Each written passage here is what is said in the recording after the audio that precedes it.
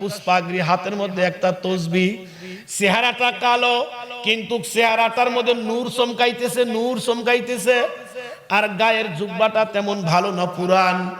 এই লোকটাকে সালাম দিয়ে আমি মনে করছি না জানি বড় আলেম হবে, অথবা তাবলিগ জামাতের কোনো সাথী হবে, অথবা কোনো পীর মুরিদের মুরিদ হবে। ওনাকে সালাম দিয়ে খালি জিজ্ঞাসা করছি, ভাইজান একটা রিক্সা পাওয়া যাবে? তখন সম্ভবত 12:30টার মতো বাজে। ভাই একটা রিক্সা পাওয়া যাবে? উনি মুস্কি হাসিদা বললেন, হুজুর আমি নিজে রিক্সাওয়ালা।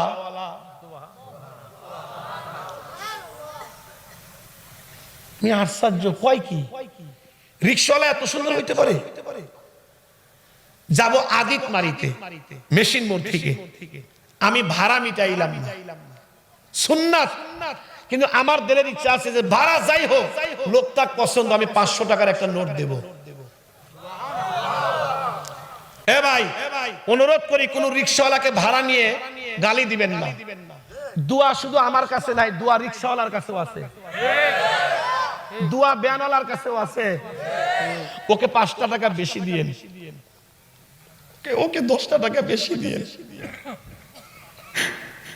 দিয়েন, আল্লাহর আরশ কেঁপে উঠবে, দিয়েন।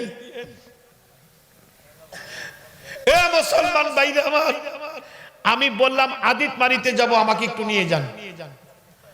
এই রিক্সাওয়ালা রিক্সা চালাইতেছে, আল্লাহর কি কাম, কিছু দূরে গিয়া জোহরের আজান। এদিকে তাকা। এখন আমারে কয় কি জানেন, যেই মাত্র আজান অমনি ব্রেক। হুজুর একটা কথা বলি, কিছু মনে করবেন না? বললাম না না না না, বলেন। কয় কিছু যদি মনে না করেন, এই যে একটা মসজিদ, আমরা দুইজনে ওযু করে নামাজটা পড়ে গন্তব্যস্থানে যাই। আমি কইলাম ভাই আপনাদের এলাকায় জামাত কয়টা? কয় 1:30টায়, একটা 30 মিনিটে। আমি কইলাম সামনে গিয়ে পড়ি, সময় তো এখনো আছে। আমারে কয় কি জানেন, হুজুর কিছু মনে করবেন না, আলেম মানুষ আপনি, হয়তোবা হুজুর আমরা যা আধা ঘন্টায় যাব, রাস্তার মাঝখানে যদি আজরাইল আসে,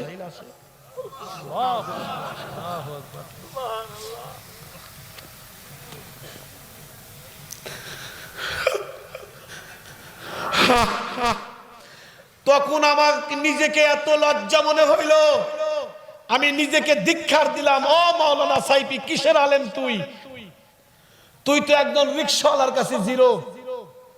রিক্সাওয়ালার নামাজের মহব্বত, আর তুমি আধা ঘন্টা সময় নিতে চাও।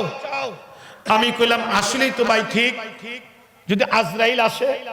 তো আমি বললাম একটা লোক অপেক্ষা করতেছি, একটু চলো ভাই। তো বাস আমার কথা অনুযায়ী উনি রিক্সা চালালেন। কাঁধে একটা গামছা ছিল, এই গামছাটা এমনি করে নিয়ে নিয়ে মাঝে মধ্যে 2টা চোখ মুছে। আমি বুঝি না, কেন ঘামলে তো পুরাটা মুখটাই মুছার কথা, উনি 2টা চোখ মুছে। আমি একটু উকি দিয়ে দেখি, কানতে কানতে 2টা চোখ লাল বানাইছে। বললাম দাঁড়াও ভাই, কাঁদো কেন? হুজুর গরিব হইতে পারি, আল্লাহর ঘরে আজান হলে দেল আর টেকে না, আল্লাহর ঘরে না যাওয়া পর্যন্ত। চিন্তা করলাম আল্লাহর আশেকরে কষ্ট দিচ্ছি আমি। দেখলাম তাড়াতাড়ি চলো আমরা জামাত করি, ওযু করে জামাতে নামাজ পড়ে